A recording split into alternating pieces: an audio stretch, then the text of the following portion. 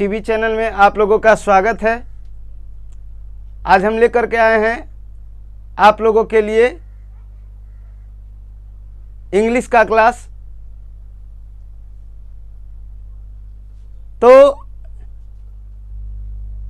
अंग्रेजी विषय की कुछ महत्वपूर्ण जानकारियाँ, some important basic of English.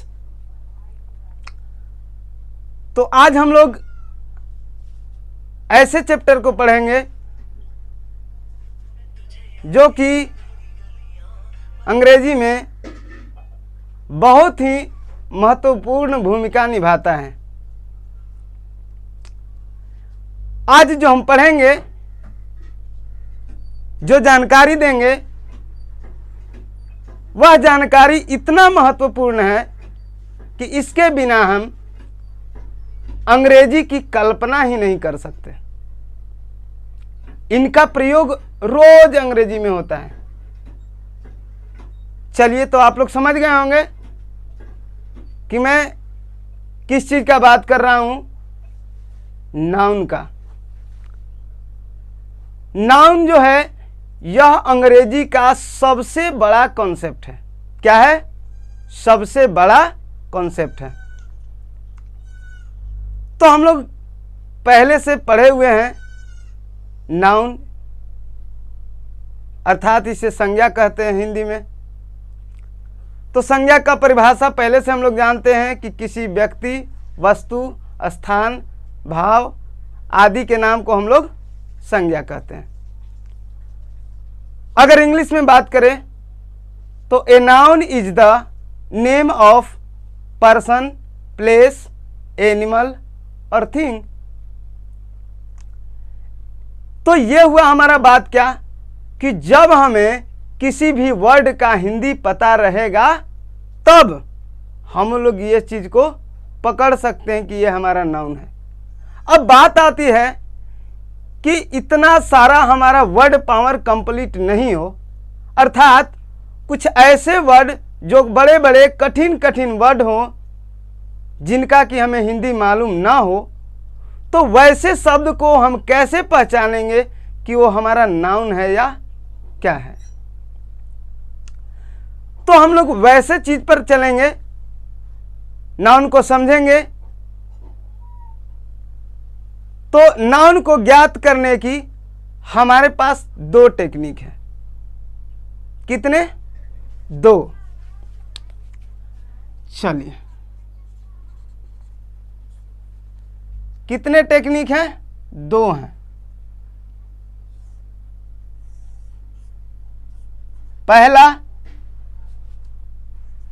पहला है हमारा ट्रिक की सहायता से। ट्रिक की सहायता से। और दूसरा है हमारा कॉन्सेप्ट की सहायता से। क्या है? कॉन्सेप्ट की सहायता से। तो हम लोग सबसे पहले पढ़ेंगे ट्रिक। क्या पढ़ेंगे? ट्रिक को पढ़ेंगे। तो इसके लिए कुछ ट्रिक हैं जो कि आपको याद रखना होगा। जैसे सामान्य तौर पर यदि किसी शब्द का अंत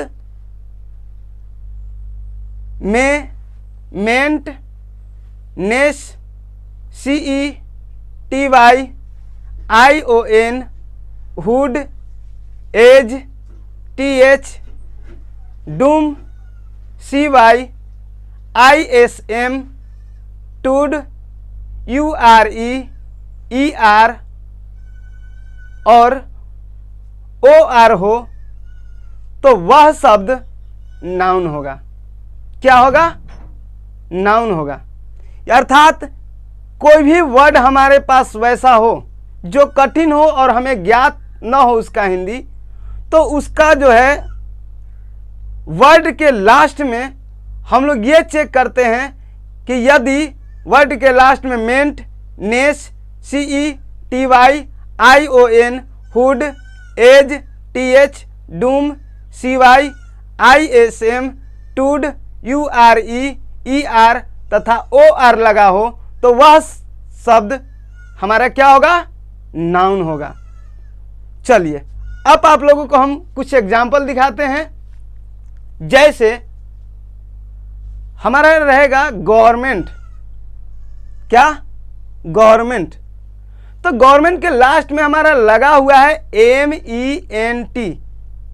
तो मैंने ट्रिक में बताया था कि किसी भी वर्ड के लास्ट में क्या हो, मेंट हो, तो वह शब्द क्या होगा, नाउन होगा। अर्थात यदि हमें यह पता ना रहे कि गवर्नमेंट का हिंदी क्या होता है तो उस कंडीशन में फिर भी हम लास्ट के वर्ड से ये पकड़ लेंगे कि ये हमारा क्या है, नाउन है।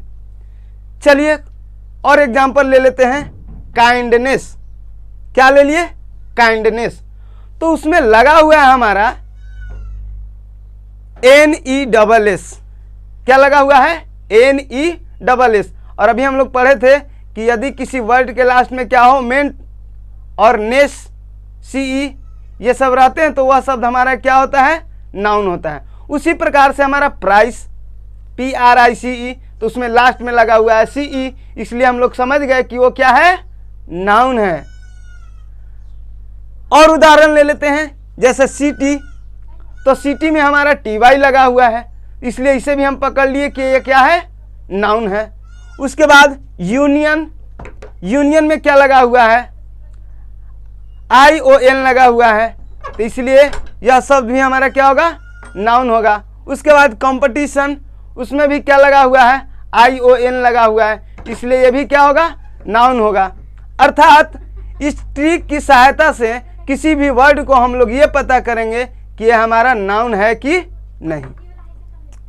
तो यह हुआ हमारा ट्रिक की सहायता से। उसके बाद चलेंगे, उसके बाद चलते हैं कॉन्सेप्ट की सहायता से। क्या चलेंगे, कॉन्सेप्ट की सहायता से। तो दूसरा हम लोग पढ़ रहे हैं क्या, कॉन्सेप्ट की सहायता से। तो कॉन्सेप्ट में होता क्या है कि जैसे हम लोग पहले से पढ़े थे कि आर्टिकल, आर्टिकल कौन कौन है, A, N और द। यानी कि आर्टिकल जो है A, N और द के बाद निश्चित तौर पर नाउन आता है। निश्चित तौर पर क्या आता है, नाउन आता है। यानी हमें जैसे ही किसी भी सेंटेंस में क्या दिखे, आर्टिकल दिखे, तो आर्टिकल के बाद आने वाले वर्ड को हम लोग क्या समझेंगे कि वो जो है क्या आएगा, नाउन आएगा। फॉर एग्जाम्पल के लिए हम लोग देख लेते हैं, जैसे आई हैव ए प्रॉब्लम। तो इसमें हम देखें कि आई हैव के बाद क्या आया है, ए आया। तो हम लोग जानते हैं कि ए, एन और द के बाद मुख्य रूप से क्या आता है, नाउन आता है। तो इस प्रकार से ए के बाद जो आया है क्या, प्रॉब्लम, तो प्रॉब्लम क्या है, नाउन है। अर्थात आर्टिकल के बाद आया इसलिए वो क्या है, नाउन है। उसके बाद चलते हैं दूसरे कॉन्सेप्ट पर कि प्रीपोजिशन के बाद नाउन का प्रयोग होता है। प्रीपोजिशन के बाद क्या होता है, नाउन का प्रयोग। अब हम लोग ये जानेंगे कि प्रीपोजिशन क्या क्या है, जैसे in, at, on, by, for, from, with, to. और इसके बाद जो आएगा वो क्या आएगा, नाउन आएगा, है ना। हम लोग समझ गए कि आर्टिकल के बाद मुख्य तौर पर क्या आता है, नाउन आता है, और दूसरा प्रीपोजिशन के बाद भी क्या आता है, नाउन आता है। चलिए तो हम लोग प्रीपोजिशन के बाद वाला एग्जांपल देखते हैं, जैसे आई लिव इन पटना। क्या देख रहे हैं हम लोग, आई लिव इन पटना। तो इसमें हमारा इन क्या है, प्रीपोजिशन है। क्या है, प्रीपोजिशन है। और प्रीपोजिशन के बाद क्या आता है, नाउन आता है। अर्थात पटना क्या है, नाउन है। उसके बाद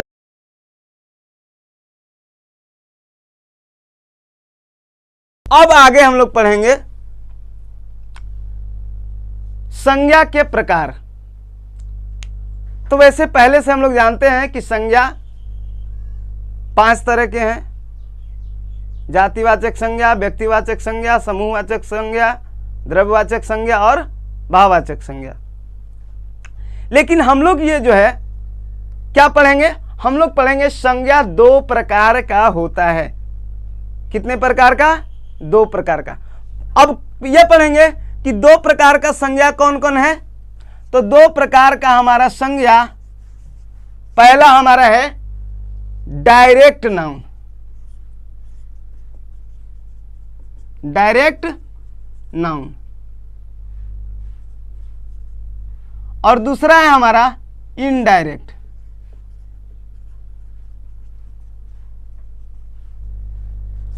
अर्थात हमारा नाउन कितने प्रकार का? दो प्रकार का, एक डायरेक्ट नाउन और दूसरा इनडायरेक्ट नाउन। अब हम लोग ये चलते हैं कि ये डायरेक्ट नाउन क्या होता है। तो डायरेक्ट नाउन होता है क्या कि ऐसा शब्द जिसे देखने के साथ पता चल जाए कि वह नाउन है, तो उसे हम लोग डायरेक्ट नाउन कहते हैं। किसे? ऐसा शब्द जिसे देखने के साथ डायरेक्ट पता चल जाए कि वह क्या है? नाउन है, तो उसे हम लोग डायरेक्ट नाउन कहते हैं। जैसे राम, श्याम, पटना, प्रोडक्शन, etc। दूसरा हम लोग चलते हैं इनडायरेक्ट नाउन पर। इनडायरेक्ट नाउन में क्या होता है कि वर्ब में जो आईएनजी लगा हो, जिस वर्ब में क्या हो? आईएनजी लगा हो, तो उसे हम लोग इनडायरेक्ट नाउन कहते हैं। किसे कहते हैं? यदि वर्ब में आईएनजी लगा हो तो इसे हम लोग क्या कहते हैं? Indirect noun. अर्थात यदि वर्ब को नाउन बनाना हो तो उसमें आईएनजी जोड़ देना चाहिए। क्या कर देना चाहिए? यदि कोई हमारा वर्ब हो और उसे हमें क्या बनाना हो? नाउन बनाना हो, तो उस नाउन बनाने के लिए उसमें क्या कर देते हैं? आईएनजी जोड़ देते हैं। अर्थात वो हमारा क्या बन गया? नाउन बन गया। जैसे अगर ले लिए जाए प्ले, तो प्ले मतलब होता है खेलना, और ये क्या है? वर्ब है। अब इसे हमें क्या बनाना है? नाउन बनाना है। तो प्ले में क्या कर देंगे? आईएनजी जोड़ देंगे। जब हम इसे आईएनजी जोड़ेंगे तो हो जाएगा क्या? प्लेइंग, और ये हमारा बदल जाएगा नाउन में। उसके बाद सिंग, सिंग में उसी प्रकार से आईएनजी जोड़ेंगे, हो जाएगा सिंगिंग। ये भी हमारा क्या हो गया? नाउन हो गया। ठीक है। तो इस प्रकार से हम लोग वर्ब को आईएनजी में क्या करते हैं? कन्वर्ट करते हैं। चलिए इसके बाद चलते हैं अब नाउन के बनावट पे। एक साधारण वाक्य में पहला स्थान सब्जेक्ट का तथा दूसरा स्थान वर्ब का होता है। ये हम लोग जानते हैं कि एक साधारण वाक्य में पहला स्थान किसका होता है? सब्जेक्ट का, तथा दूसरा स्थान वर्ब का होता है। अर्थात सब्जेक्ट, उसके बाद वर्ब। ये सब्जेक्ट और वर्ब जो है, ये दोनों में हस्बैंड और वाइफ का कनेक्शन है। ये जब भी दोनों रहेंगे तो साथ रहेंगे। क्या रहेंगे? साथ रहेंगे।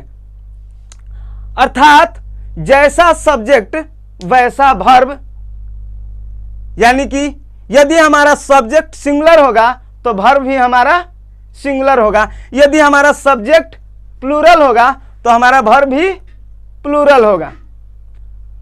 चलिए इसके बाद इसका हम लोग कुछ एग्जांपल देख लेते हैं। जैसे ए बॉय इज कमिंग।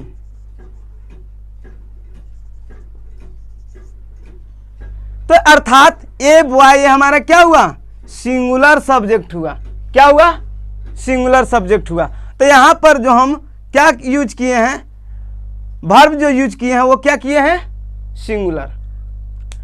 इसी प्रकार से यदि हमारा सब्जेक्ट प्लूरल हो तो हम लोग वर्ब भी प्लूरल जो है प्रयोग करते हैं। जैसे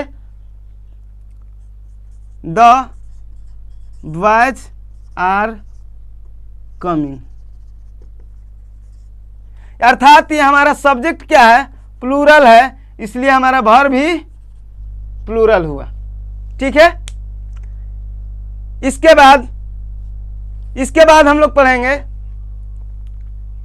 कि यदि किसी वाक्य में कई सारे नाउन हो, क्या हो? यदि किसी वाक्य में क्या हो? कई सारे नाउन हो। क्या हो? कई सारे नाउन हो